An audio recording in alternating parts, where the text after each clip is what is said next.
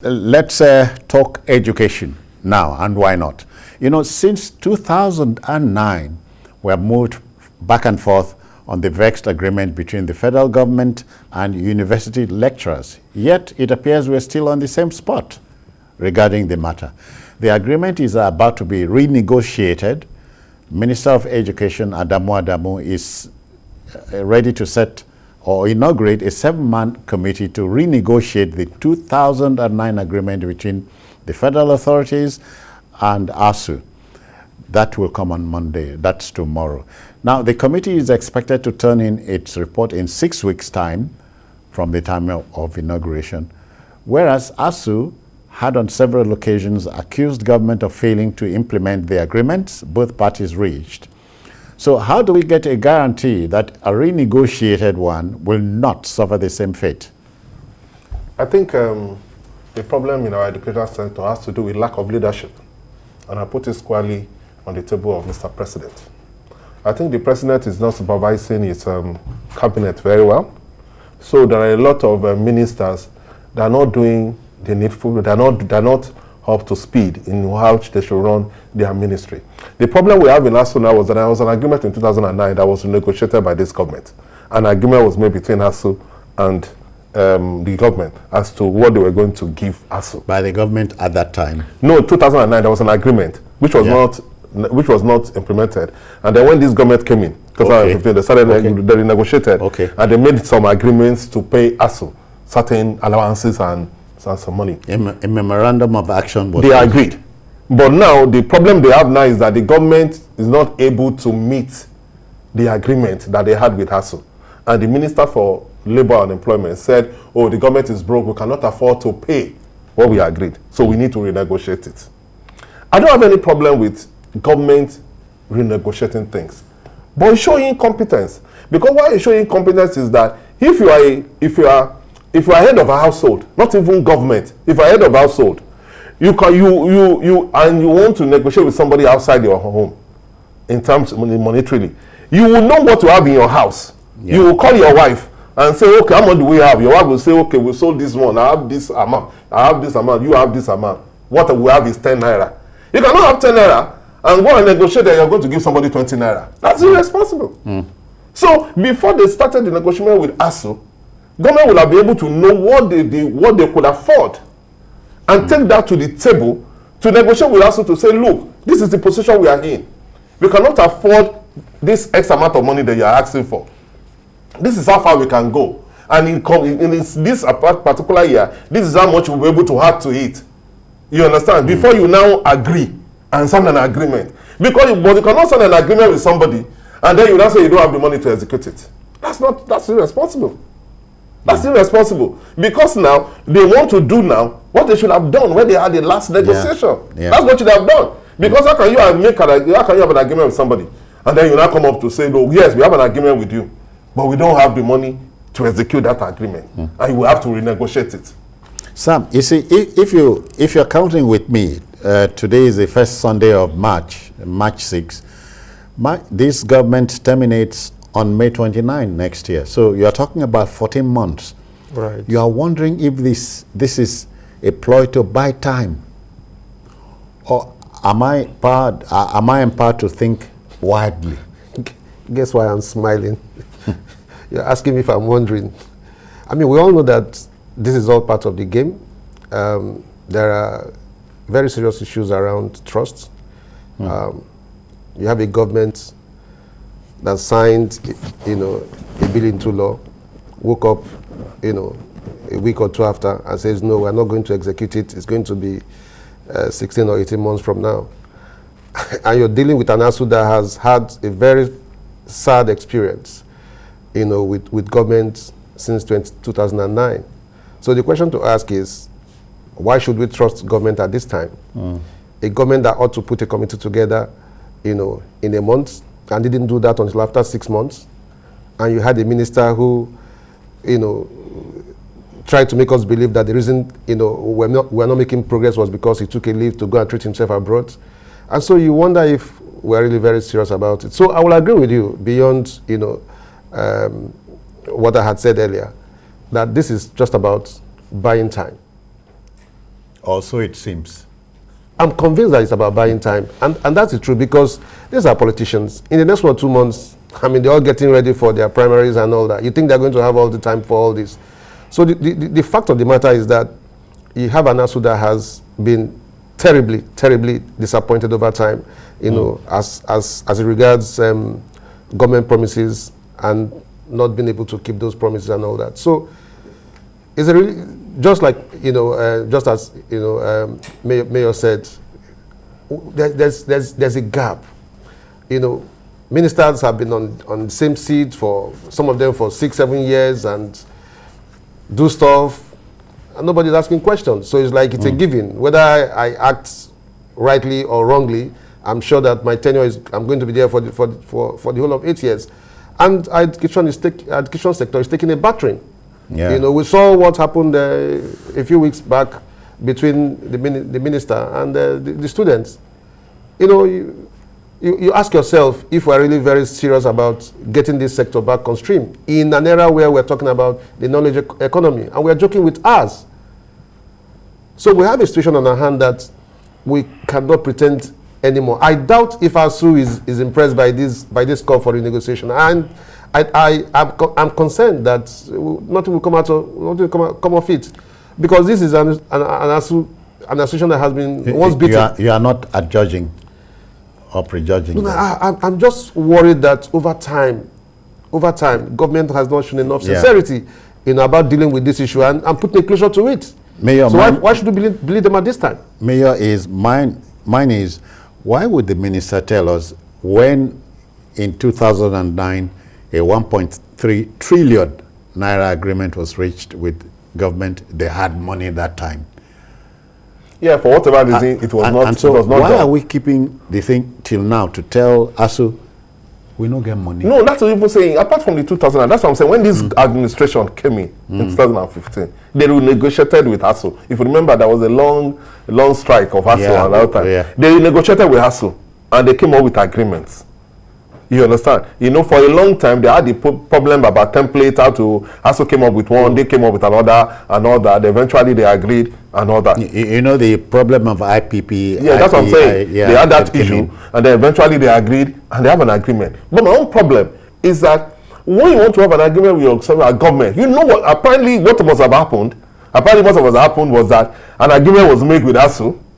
By the time it got back to government, the people in charge, maybe the finance people that are in charge of the money, said, where do you people expect us to get this money from? Nothing there. Then where do you expect us to get this money from? No, we don't have the money. Where do you expect us to get the money from? You understand what I'm saying? But what I'm saying now is that is not how a government should be run. Before you proceed in that negotiation in the first place, you will know what the government can afford. And you'll be able to stand your ground with ASUU to say, look, we have to be honest with you.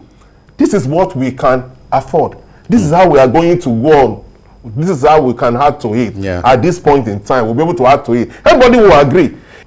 If they didn't call up the strike, it's another matter. But by the time you have an agreement with ASUU, in God's name, this is government.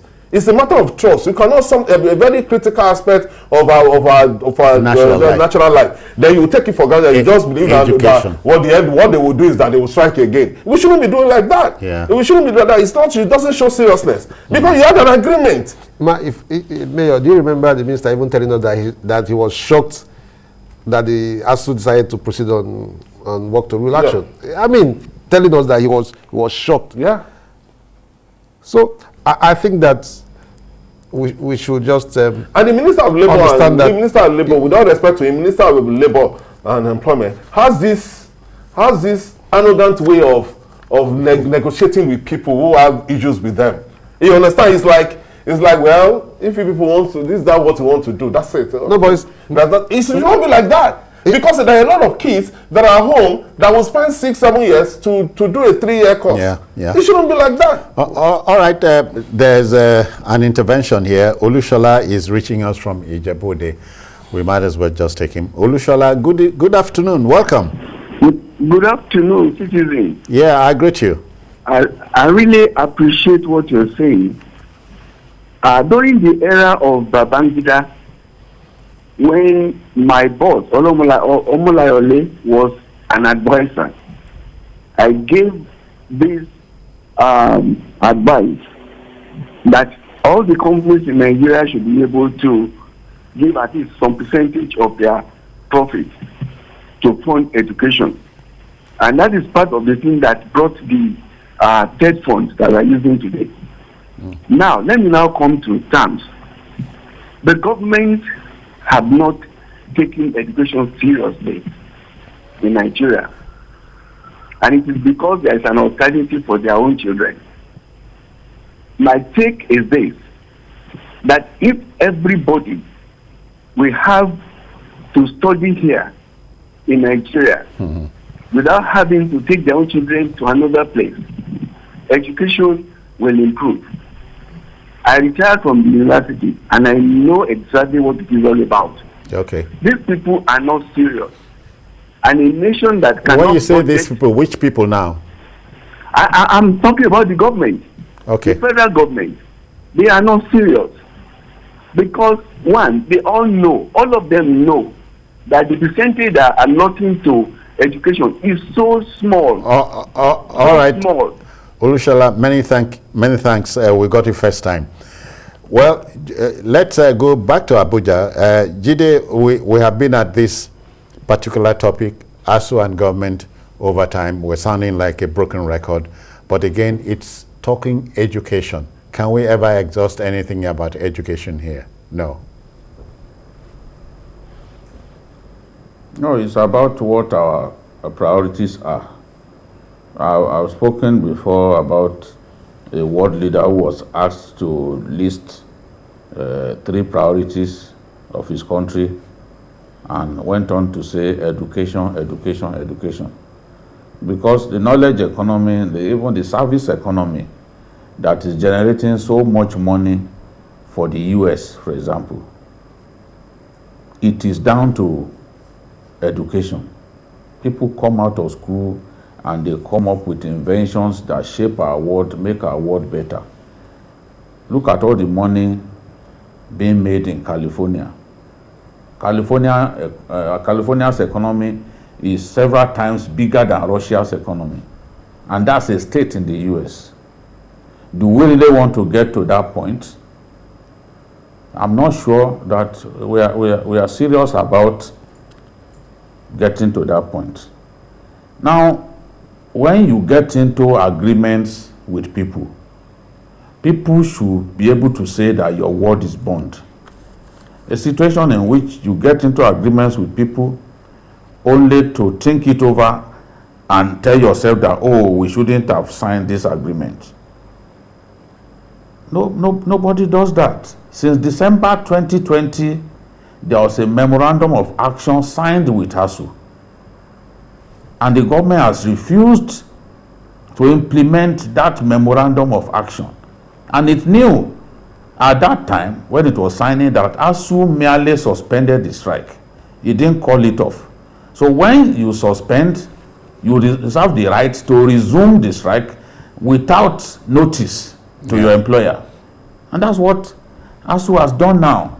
Now, government set up the Musalin Jibrin Committee. Musalin Jibrin used to head the Universities Commission.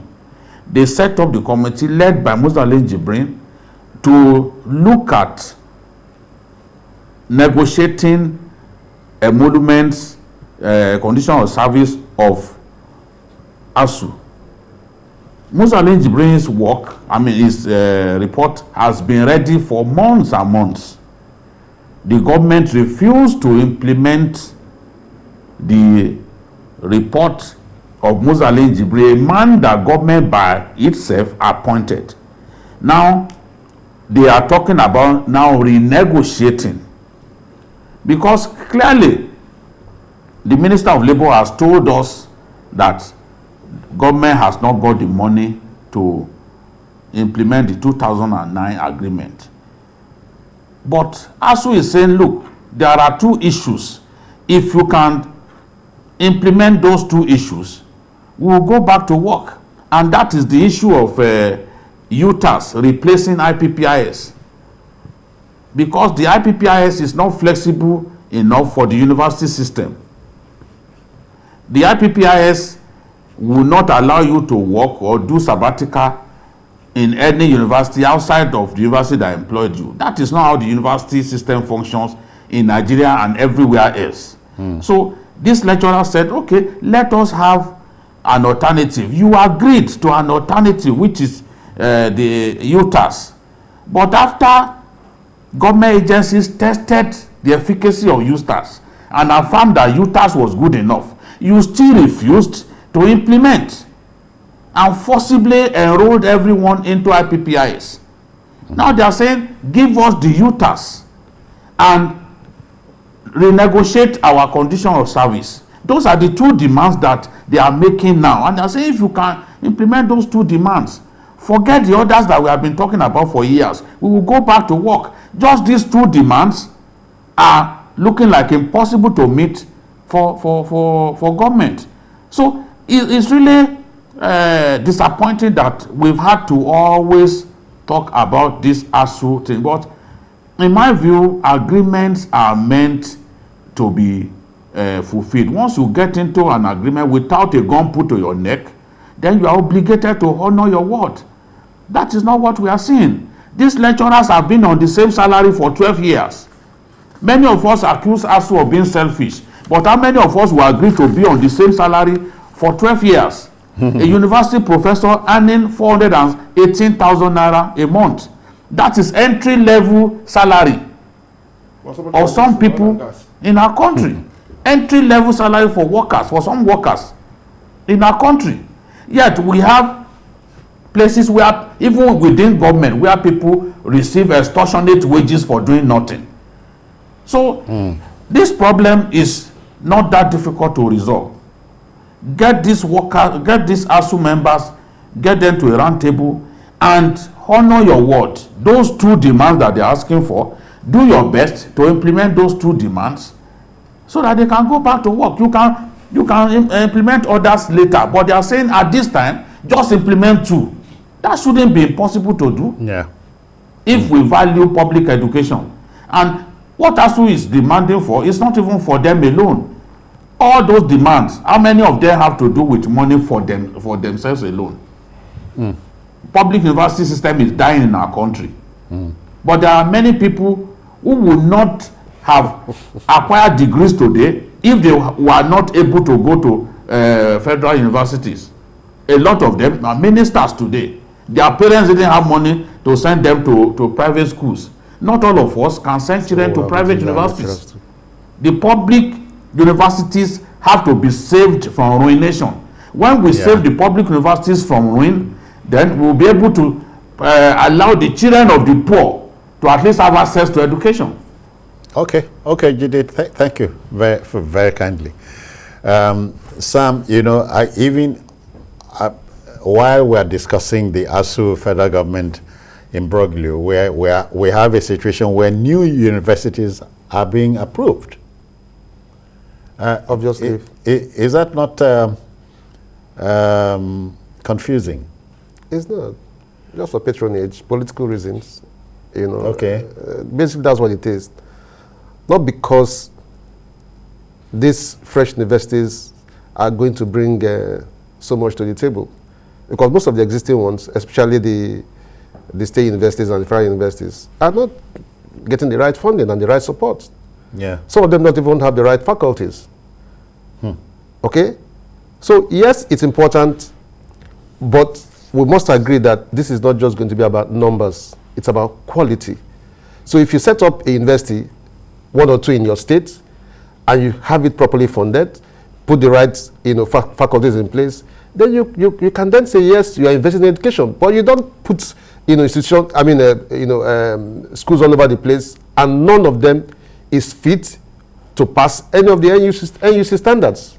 And Mayor, it's even sickening to know that in the first 500 universities on the planet, none of us is there. Yes, it's because we don't value education. It depends on what your priorities are. One of the best administrations that we've witnessed in this country was the government of Obafemi Awolowo in the old Western region. Education was free. And it was the engine that that administration was built on. And they achieved so many things in the old Western region. If you don't value education, you will not apply enough money to it. You understand?